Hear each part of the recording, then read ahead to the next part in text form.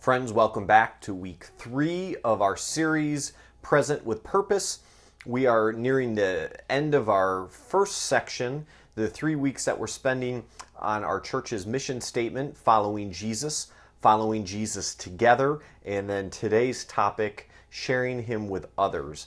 And if somehow you're finding us for the first time in watching this, welcome. I'm Pastor Matthew French, and this is part of a bigger work that some in the church have been working on for already about a year, called Hand to Plow, and we've been working since the summer and trying to incorporate more people. And the purpose of the series this fall is to really incorporate everyone in the church together, and in looking forward to our church consultation a little bit more than a month away, where we'll be working with an outside group to take a look at who we are and evaluate how we might grow in vitality, and look for opportunities where we can do things that we're already doing better, and find some new opportunities that the Lord may lead us to.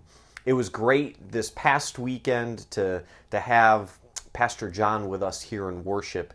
And if you missed what he had to share, you can always find Sunday's sermon on the church's website, www.burgeonumc.org. And not only does that have an audio file of the sermon every week, but you can also find all of the videos that we're using for the Present with Purpose, a small group in study. Those are posted there, beginning the week that we do that week. So please find that if you need to catch up on one of these weeks.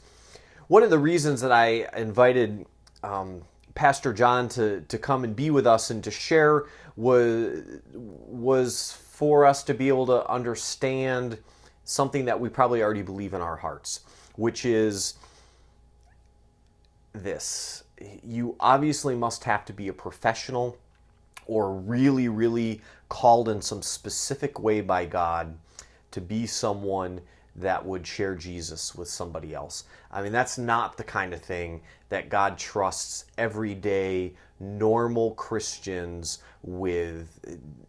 Not ever would God expect that of us. And so we can sit back and bring our little lights home. Maybe we'll even get out a small group early. I'll probably just end this video message in a few seconds here, and we can sit back and wait for Franklin Graham or somebody like Greg Laurie to come in to do a harvest crusade or their crusades in our area, and they can be the ones to share Jesus because they are professionals. They can share Jesus with the people that God has put in our lives each and every day. And that's great news, because we've always hoped that was the case, right? You know that, I hope you know that I'm being facetious there. Of course, we have something wonderful in Jesus to share with others. This is not just an opinion. It is not something subjective that maybe is true for us as Christians, but for somebody else, maybe it's Buddha. No. Jesus Christ is the most beautiful and unique and welcoming and forgiving and holy and loving expression of God that there has ever been. And he's not simply just an expression of God. He is God. And he is the way, the truth, and the life. And regardless of what we do with that, or whether or not we believe that, that is all completely true. So what do we do with that? What do we do with this amazing gift? Now, I'm going to jump a little bit to a conclusion that if you're watching week 3 of this particular study, that you probably have a basic understanding of who Jesus is and what his death on the cross means for those that would believe and accept him. And just very simply put, my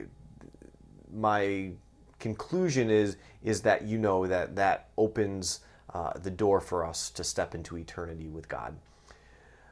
Beyond that, as amazing and wonderful as that gift is, in addition to eternity with God, the gift of Jesus Christ and what it meant for him to come to earth and to die on the cross and to suffer what we would suffer and to know all of the type of temptation we would face.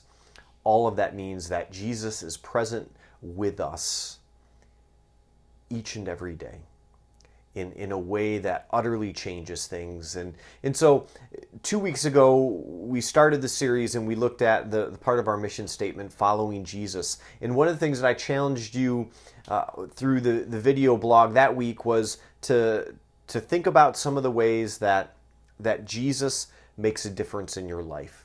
How important it is for you to be a follower of Jesus. And so I want to just revisit some of those thoughts a little bit. I don't know where every group went with that, or maybe how God continued to work in your heart after you left your group, or the time that you spent working through it on that week. But just think once again of some of those things that were meaningful. Maybe what did it mean for you to have Christ when you lost your job? What did it mean for you to have Christ when your friend betrayed you at school? What did it mean for you to know Jesus when your parents divorced or when you got divorced? What did it mean for you to be a Christian as you walked through these and other really painful parts of your journey? And I know that it makes a difference to know Jesus. It doesn't necessarily make it easier, but it makes a difference that we have Jesus. And so, what does it matter? And if we know that it matters deeply in our own lives, don't we desire that for other people that we care about? For other people that God would put us near in these lives with the relationships we have with those who don't yet know God. I don't mean do we care enough within the context of our small group to say, yeah, I really care about people who don't know Jesus yet, or to ask another Christian that maybe someday this person who is far from God that you know might come to have faith. But what I'm wondering today is how heartbroken we are over the people in our lives that we have maybe we don't know 100%, but we know, we're pretty sure that they don't have Jesus, and they are struggling in this life with the darkness that surrounds them, in the lack of hope that they don't have because they haven't found the gift that we have.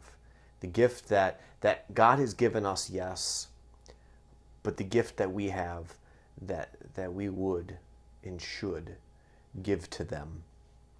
Matthew 18:11 tells us an important part of Jesus's mission when he came was that he would seek and save the lost, and we're following Jesus. And so as disciples of Jesus, part of what we are to be about is that we might develop hearts that are more and more like the heart of Jesus. And so if it was important for Jesus to come and to seek and save the lost, well, not only did he set us the example of what it looks like to seek those who don't yet know God, but he also defined for us what it means to follow him. And so in Matthew 4:19, he specifically tells us, "Follow me, and I will make you fishers of men." Jesus will make us fishers of men if we follow him. Have we gotten too comfortable in hanging around in the aquarium with the other fish? Is this what God really meant for church to be? Is this the only place where we get excited about who Jesus is and what Jesus is doing in our lives and share what a difference it makes to know Jesus? Is when we are with others who are already caught by God's grace. Jesus came to seek and to save the lost, and we have something in our relationship with Jesus Christ that others need. You don't need to be a professional. In fact, I know that there are many times in which the fact that I'm a pastor has shut down conversation with someone. And so you are in relationship with some of these people that would never in a million years sit down and talk with a pastor or an evangelist about Jesus. And yet God has put them close to you. And they would be willing to hear of your experience of how God has changed your life. The Holy Spirit may never use you to lead somebody in a prayer to accept Christ. I hope that you have that gift, but maybe that's just not how it works. But I know for certain that each and every one of us is meant to be salt and light.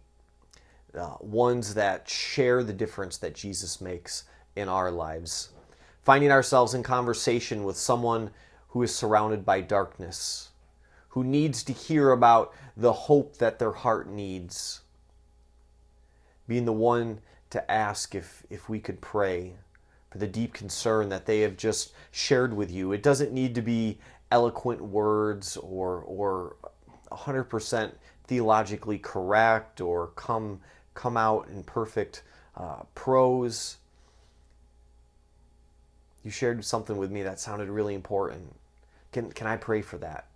And it's just as simple as God, I thank you that this friend would trust me. Will you be with them?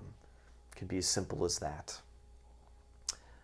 I want you to have some honest conversation today about